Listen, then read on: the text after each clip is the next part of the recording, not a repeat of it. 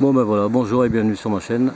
Petite présentation d'un couteau que j'ai fait, enfin une transformation. En fait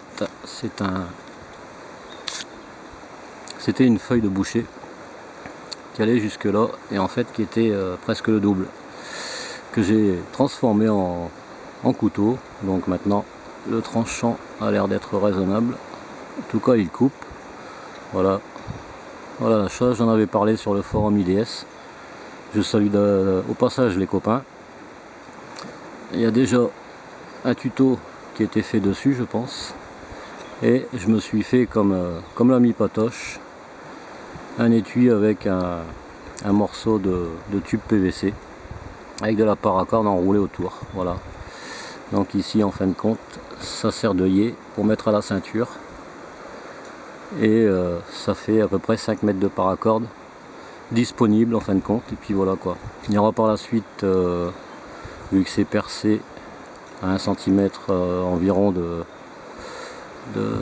d'écart, il y aura certainement ici aussi tout le long, on ne le voit pas d'ailleurs, non, c'est ici en haut, il y aura des passants en cuir qui seront faits avec des vis. Donc voilà, ça c'est la petite présentation de l'étui, du couteau, et puis bah, là c'est pratiquement terminé, donc ça devrait être fonctionnel d'ici peu. J'ai déjà essayé tout à l'heure et ça fonctionne bien. Oups, désolé, petit problème de batterie.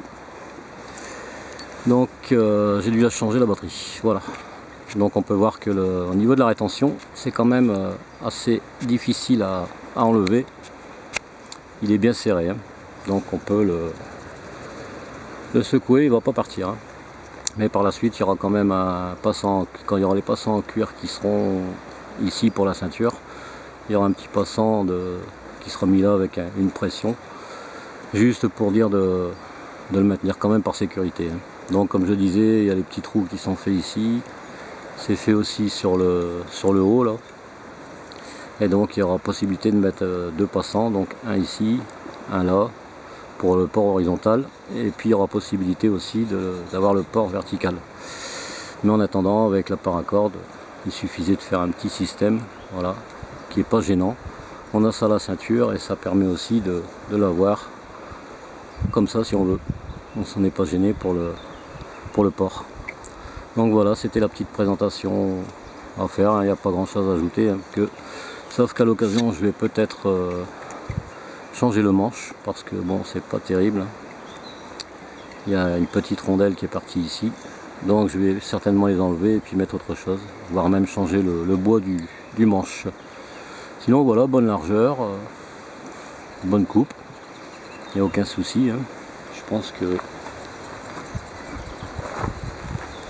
en prenant un morceau, voilà.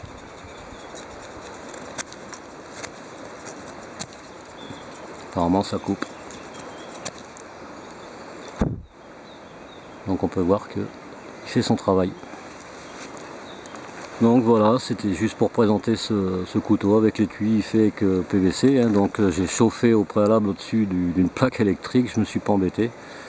On voit comment ça a été formé. Ça a bien épousé, hein. J'ai fait ça avec des morceaux de mousse, enfin j'ai fait ça à l'arrache quoi. Tant bien que mal, je m'y suis repris à plusieurs reprises. Mais bon, le résultat est là. Voilà. Donc pour l'étui en PVC, avec le tube PVC, je fais un petit clin d'œil à l'ami Patoche. Voilà, il se reconnaîtra et puis il verra que tout le monde peut le faire, hein. Donc c'est bien serré, c'est fait comme il faut quoi. Il y a une très bonne rétention et puis voilà, hein, comme j'ai expliqué, on peut le secouer dans tous les sens, il tombera pas. Voilà, juste petite explication, peut-être qu'éventuellement j'en parlerai un peu sur le forum. Voilà, si ça peut donner l'idée à quelqu'un, éventuellement, hein, chacun fera comme il veut, hein. Il suffit de le faire chauffer, étant donné que c'est du plastique, ça devient malléable. Et puis de bien l'écraser entre deux planches et puis des morceaux de mousse assez durs. On arrive quand même à lui faire prendre la forme, et petit à petit, avec même un briquet, pour faire ces petits arrondis ici, j'ai dû m'y prendre au briquet pour le serrer. Avec un peu de patience, un peu de goût et puis des matériaux de récupération, on peut faire des choses vraiment sympathiques. En réalité, c'est un hachoir que j'ai acheté à 1 €.